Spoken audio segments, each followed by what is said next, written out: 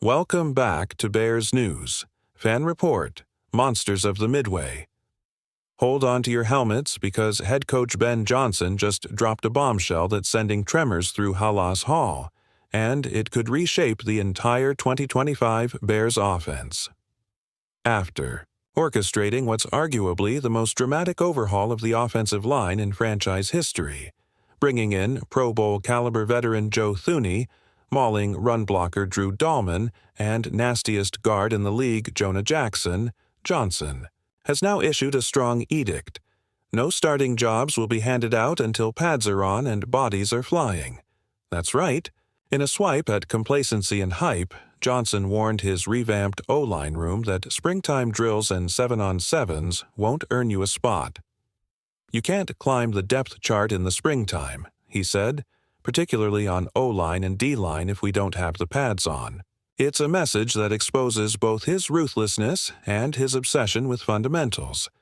After all, the Bears' big investment in protection, designed to keep rookie quarterback Caleb Williams upright and unleash the run game, will only pay dividends if these new faces learn how to fire off the ball with technique, leverage, and relentless drive. Why is this such a seismic shift? Think back to the Bears' woes in pass protection over the past 2 seasons.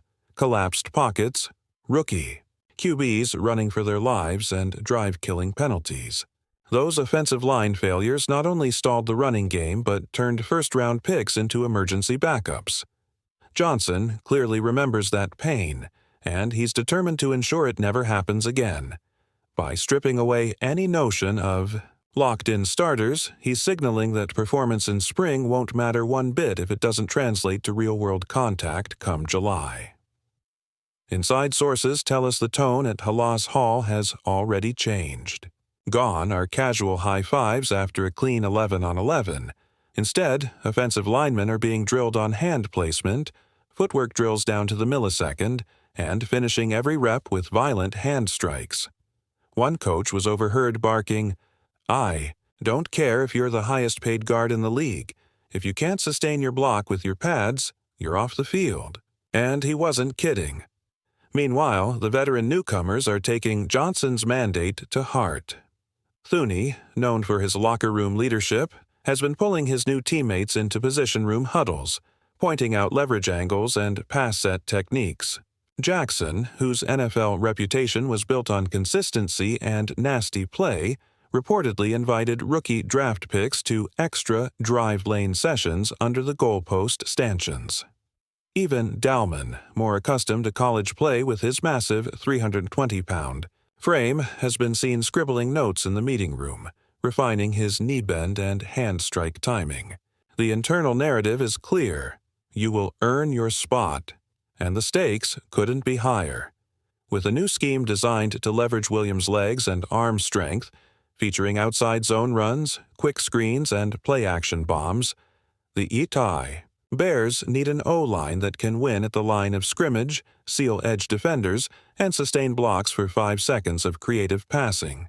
Fail to achieve that, and every deep shot to wideout Rome Odunze becomes a prayer. Every outside zone handoff to Khalil Herbert becomes a disaster, and every rollout becomes a scramble.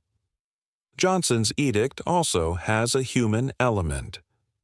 By resetting expectations and demanding accountability, he's fostering genuine competition, and that often brings out the best in players. Think back to the 2018 Saints line, when a brutal minicamp led to a mid-season unit that dominated the league. Johnson wants that model.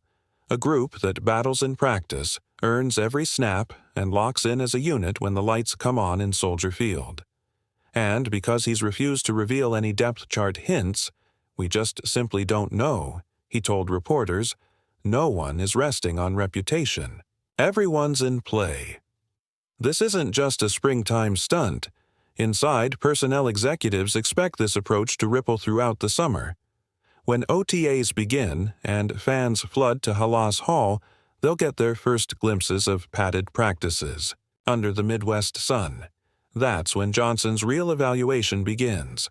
Who sustains blocks through secondary rushers? Who anchors in the mid-second level on inside zones?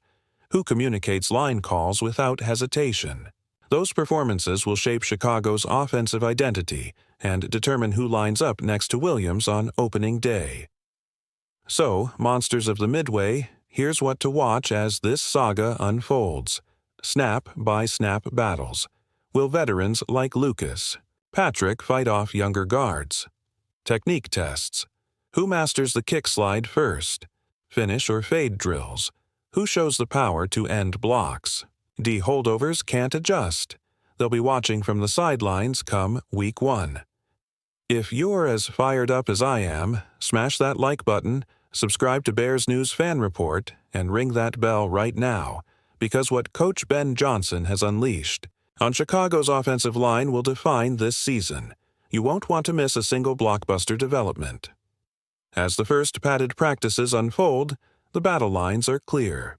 Veterans who once assumed their starting roles now find themselves elbow to elbow with rookies and camp invites, each man fighting for the right to protect rookie quarterback Caleb Williams. Early on, differences in technique and tenacity have become impossible to ignore. Some veterans, comfortable in their stances but slow in their hand punch, are already trailing in the race. Meanwhile, younger players with fresh legs and relentless work ethic are showing the kind of pop in their blocks that gets noticed by both coaches and teammates. Inside sources tell us the coaching staff is watching every inch of ground, measuring not just who wins one-on-one drills, but who sustains blocks through gang tackles, who climbs to the second level with authority, and who communicates pre-snap adjustments without prompting. These aren't trivial details. They're the building blocks of an offense that aims to dominate at the point of attack and carve out running lanes for Khalil Herbert on those outside zone handoffs.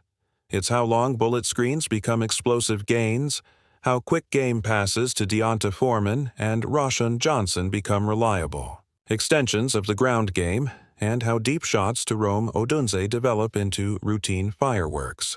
Without a cohesive front, those big plays never materialize. On the practice field, one moment encapsulated Johnson's ruthless new standard. A rookie guard who had struggled through team drills suddenly destroyed a defensive tackle in a gauntlet. Drill, driving his opponent backward 4 yards before finishing the rep with a thunderous cut block. Johnson stopped the group, walked over, and nodded with approval. "That," he said, "is how you earn it."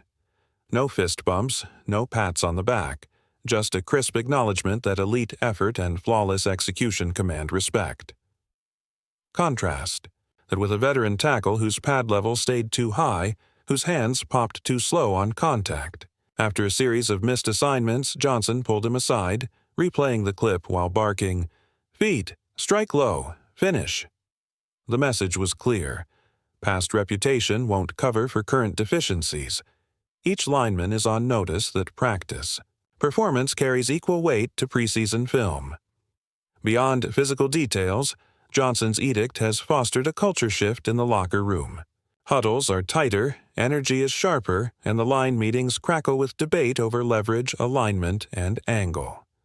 Offensive coaches report that veterans are voluntarily staying late, walking rookies through slide protections, flipping the old model where knowledge was hoarded. Now, mentorship flows because veterans know. Their own jobs depend on the room's overall success. So here's where you come in. Get ready to tune into every Bears News Fan Report update, because we'll be tracking every sack allowed, every run stuffed, and every pancake block that flips momentum. We'll bring you exclusive interviews, behind-the-scenes film breakdowns, and real-time reactions straight from Hollis Hall. You'll know as soon as Johnson names his first official starters, and you'll see which linemen rise and which ones fall under the spotlight. This is more than a training camp story. It's the blueprint for an offense that Johnson believes can climb from league basement dweller to legitimate contender. And if these men on the line buy in fully, if they hit with power, communicate flawlessly, and sustain blocks through contact, then Chicago's offense will finally have the foundation it needs. Until the first preseason snap, stay locked in, stay vocal in the comments, and as always, stay Bears.